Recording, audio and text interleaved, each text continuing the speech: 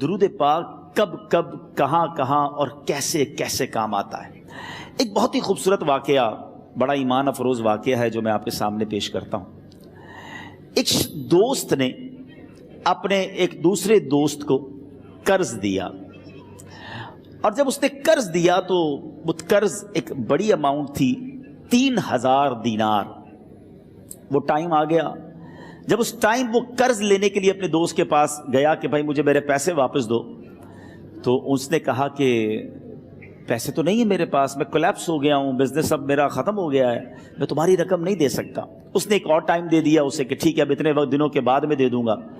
وہ ٹائم بھی گزر گیا، اور جب وہ ٹائم بھی گزر گیا تو اس کے بعد اس دوست نے کہا کہ اب تو پیسے دے دو بھائی، میرا ٹائم پورا ہو گیا ہے۔ پھر نہ دے سکا ٹائم۔ آخر کار معاملہ جو ہے وہ کورٹ میں چلا گیا، قاضی کے پاس چلا گیا۔ اب قاضی نے جس کو پیسے دینے تھے اس کو بلایا اور کہا کہ بھائی آپ کو اس کے پیسے دینے ہیں؟ کہتا ہے ہاں پیسے تو دینے ہیں۔ تو کہا پھر دیتے کیوں نہیں ہو؟ کہا پیسے ہیں ہی نہیں، کاروبار ہی ختم ہو گیا ہے، قرضہ تو لیا تھا، اب میرے پاس بچا ہی کچھ نہیں ہے۔ تو کہا اچھا اب یہ بتاؤ کہ کب دو گے، کیسے دو گے؟ اس نے کہا بس میرے پاس پیسے ہی نہیں ہیں۔ تو کہا اب تمہارے پاس 30 دن کا ٹائم ہے، 30 ڈیز میں یا تو اس کے پیسے لوٹا دو یا 30 دن کے بعد تمہیں قید کر دیا جائے گا۔ یہ شخص اب گھر آیا، پیسے تو تھے نہیں، مگر شاید علماء نے لکھا کتابوں میں، یہ واقعہ کئی بڑی بڑی کتابوں میں لکھا اور درود پاک کے فضائل کی بڑی بڑی کتابوں میں لکھا، اور اس شخص نے سوچا کہ اس نے ایک حدیث پاک پڑھی ہوئی تھی کہ جس میں یہ نبی پاک علیہ الصلوۃ والسلام نے فرمایا ہے، جس کا مضمون ہے کہ جو شخص پریشان ہو، مصیبت زدہ ہو، اسے چاہیے کہ مجھ پر کثرت سے درود پاک پڑھے، کیونکہ درود پڑھنا مصیبتوں اور پریشانیوں کو لے جاتا ہے۔ اب اس عاشق رسول نے سوچا اور تو کچھ ہے نہیں، اب میں درود پاک پڑھنا شروع کرتا ہوں۔ صبح سے لے کر شام تک وہ درود پاک پڑھنے لگ گیا۔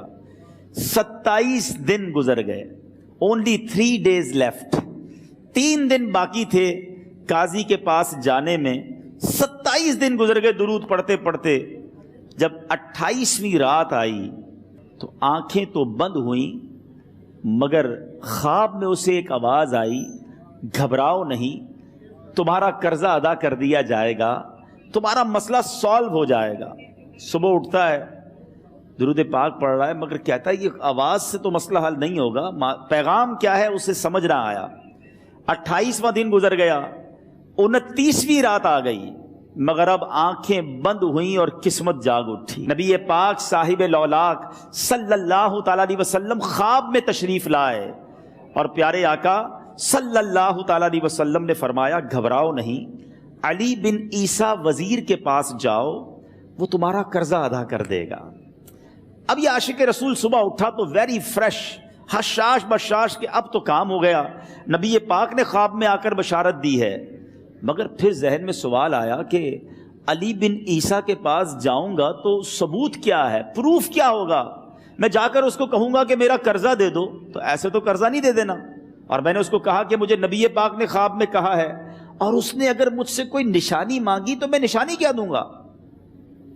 آخری دن تھا، 29واں دن تھا، وہ بھی درود پڑھتے پڑھتے گزر گیا۔ 30th نائٹ آ گئی، صبح وہ دن ہے جب عدالت میں جانا ہے۔ اب اس رات پھر نبی پاک علیہ الصلوۃ والسلام خواب میں تشریف لائے، اور آقا علیہ الصلوۃ والسلام نے فرمایا کہ علی بن عیسیٰ وزیر کے پاس جاؤ، وہ تمہارا قرض ادا کر دے گا۔ کہ حضور چلا تو جاؤں گا، لیکن اگر وزیر نے مجھ سے کوئی نشانی طلب کی تو میں کیا جواب دوں گا؟ پیارے آقا علیہ الصلوۃ والسلام نے کمال کا ارشاد فرمایا کہ علی بن عیسیٰ سے کہنا کہ تم روزانہ فجر کی نماز کے بعد 5000 بار درود پاک پڑھتے ہو، یہ راز فقط تم جانتے ہو اور تمہارا رب جانتا ہے۔ اب یہ جب صبح اٹھا تو ایک نشانی بھی مل چکی تھی۔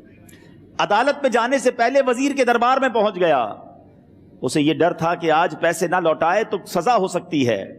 جب وزیر کے دربار میں پہنچا تو وزیر اپنے مشیروں کے ساتھ بیٹھا تھا۔ کہا مجھے آپ سے بات کرنی ہے۔ کہا بتاؤ کیا بات کرنی ہے؟ کہا میں ایک پیغام لایا ہوں آپ کے لیے۔ اچھا کس کا پیغام لائے ہو؟ کہا میں نبی پاک جناب محمد مصطفیٰ صلی اللہ تعالیٰ علیہ وسلم کا پیغام لایا ہوں۔ وہ عاشق رسول وزیر تھا، کہتا بتاؤ میرے آقا نے کیا پیغام دیا ہے؟ کہ حضور میں 3000 دینار کا مقروض ہوں، آج آخری دن ہے اور میرے آقا نے مجھے بشارت دی ہے کہ آپ سے کہوں کہ آپ میرا قرض ادا کر دیجئے۔ علی بن عیسیٰ کہتا ہے کوئی ثبوت ہے آپ کے پاس؟ ہے کوئی دلیل بھی ہے آپ کے پاس؟ میں کیسے مان لوں کہ آپ کو نبی پاک علیہ الصلوۃ والسلام نے بھیجا ہے؟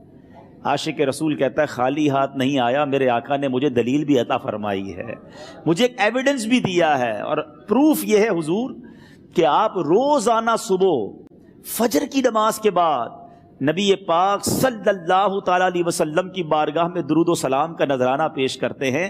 جب تک 5000 کا عدد پورا نہیں ہوتا آپ اس وقت تک کسی اور سے بات نہیں کرتے، اور اے وزیر صاحب یہ رات صرف آپ کو پتا ہے اور آپ کا رب جانتا ہے۔